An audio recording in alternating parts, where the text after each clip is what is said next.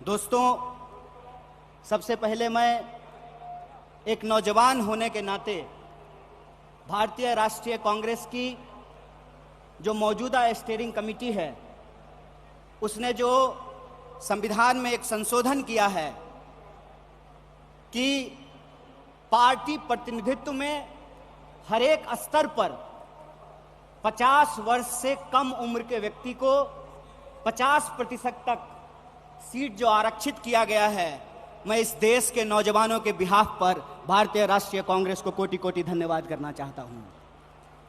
दोस्तों, मैं समझता हूं कि ये एक महत्वपूर्ण रेजोल्यूशन है। महत्वपूर्ण रेजोल्यूशन इसलिए है कि आप सब जानते हैं कि भारत दुनिया का सबसे नौजवान देश है।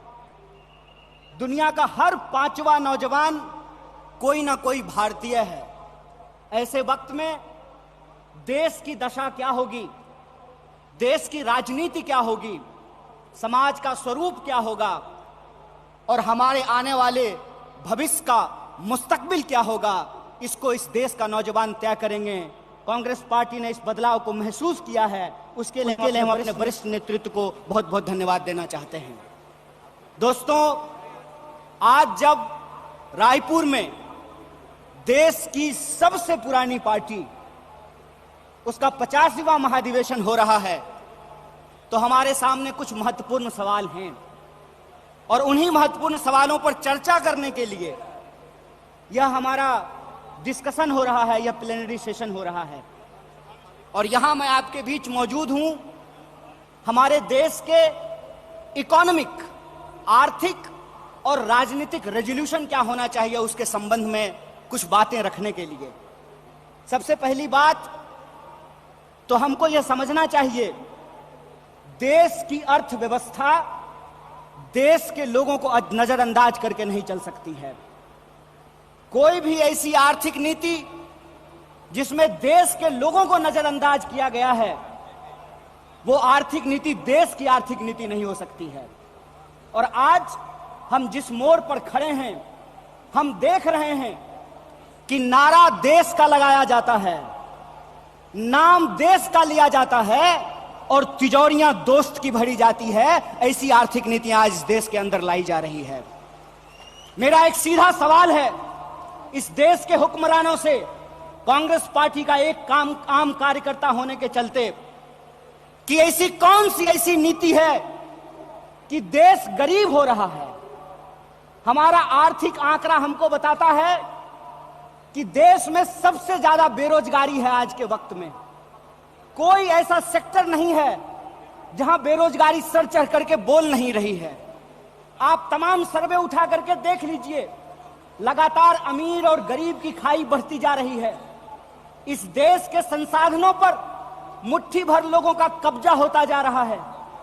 वैसी परिस्थिति में जो देश की संकल्पना है, जिसको महात्मा गांधी ने देखा है, जिसको मौलाना अबुल कलाम आजाद ने देखा है, जिसको सुभाष चंद्र बोस ने देखा है, जिसको श्रीमती इंदिरा गांधी ने देखा, जिसको स्वर्गीय राजीव गांधी ने देखा, जिसको इस देश की संविधान ने इस रूप में वर्णित किया है कि देश देश के लोगों से बनता है।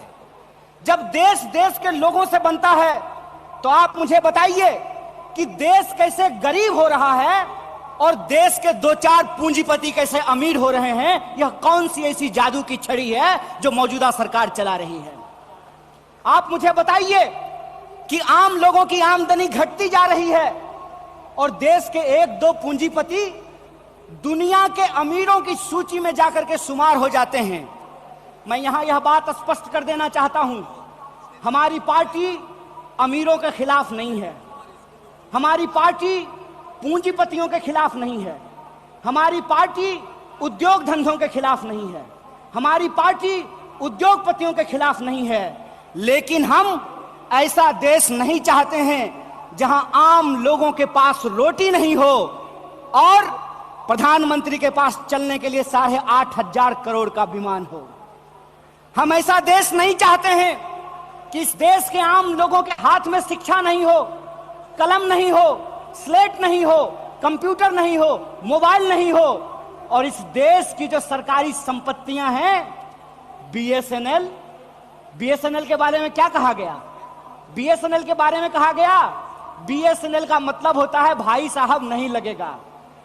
अरे भाई साहब नहीं लगेगा तो आप मुझे बताइए कि जियो धन धनाधन कैसे करेगा? यह सवाल आज इस देश के सामने खड़ा है। सरकार क्या करेगी? यह सवाल मैं पूछना चाहता हूं इस देश के नीति निर्माताओं से कि अगर एयर इंडिया नहीं होगा, जब देश में नहीं होगा एयर इंडिया, तो आप बताइए क्या करेंगे ज्योतिरादित्य सिंधिया? जब एयर इंडिया नहीं होगा, जब रेलवे नहीं होगा, जब बीएसएनएल नहीं होगा, तो मैं कहता हूं कि इस देश में मंत्री की क्या जरूरत है? जब देश में जनता नहीं होगी तो फिर इस देश में सरकार की क्या जरूरत है? जब देश में स्कूल नहीं होगा, अस्पताल नहीं होंगे, सड़कें नहीं होंगी, तो आप मुझे बताइए कि फिर संसद की क्या जरूरत है? इस देश की जो पूरी की पूरी संकल्पना है, उस संकल्पना को आज एक बार फिर से कांग्रेस के राष्ट्रीय महाधिवेशन में पुनर्विचारित करने की जरूरत है। देश का मतलब होता है देश में रहने वाले लोग। डीडी नेशनल पर एक कार्यक्रम आया करता था, नेहरू जी की किताब है discovery of India. Discovery of India के एपिसोड में नेहरू जी आम लोगों से पूछते हैं कि बताइए कौन है भारत माता? किसको भारत माता कहते हैं? भारत माता इस देश में रहने वाले लोग हैं। जब हम भारत माता की जय बोलते हैं तो भारत माता की जय बोलने का मतलब है इस देश के 140 करोड़ लोगों की जय। और 140 करोड़ लोगों की जय का मतलब है कि 140 करोड़ लोगों के हाथ में पढ़ाई हो, 140 करोड़ लोगों के हाथ में काम हो, 140 करोड़ लोगों के लिए रोजगार की व्यवस्था हो, 140 करोड़ लोगों के लिए इलाज की व्यवस्था हो, 140 करोड़ लोगों के लिए चलने के लिए सड़कें हो, गाड़ियां हो, रेलवे हो, हवाई जहाज हो। और आपने देखा कि देश में कुछ लोग लोकतंत्र को अपनी बपौती समझ लिए हैं। अभी जब मैं हवाई जहाज की बात कर रहा था तो मुझे दिल्ली एयरपोर्ट याद आ गया। दिल्ली एयरपोर्ट पे भारी जो है सिक्योरिटी फोर्स आई थी हमारे एक नेता को गिरफ्तार करने के लिए। तो मैं दिल्ली में बैठे हुए हुक्मरानों को इस महाधिवेशन के माध्यम से कहना चाहता हूं, आपको मालूम नहीं है भारतीय राष्ट्रीय कांग्रेस का इतिहास। आपके पुरखों ने जिन अंग्रेजों की चापलूसी की थी, उन अंग्रेजों से लड़ करके हमने इस देश को आजादी दिलाई। इस बात को याद रखिएगा। ना आपके जेल से डरेंगे, ना आपके मुकदमे से डरेंगे, ना आपकी लाठियों से डरेंगे, ना आपकी गोलियों से डरेंगे। भारतीय राष्ट्रीय कांग्रेस इस देश की पार्टी है और इस देश के हकूक के लिए लड़ती रहेगी। इस बात को याद रखिएगा।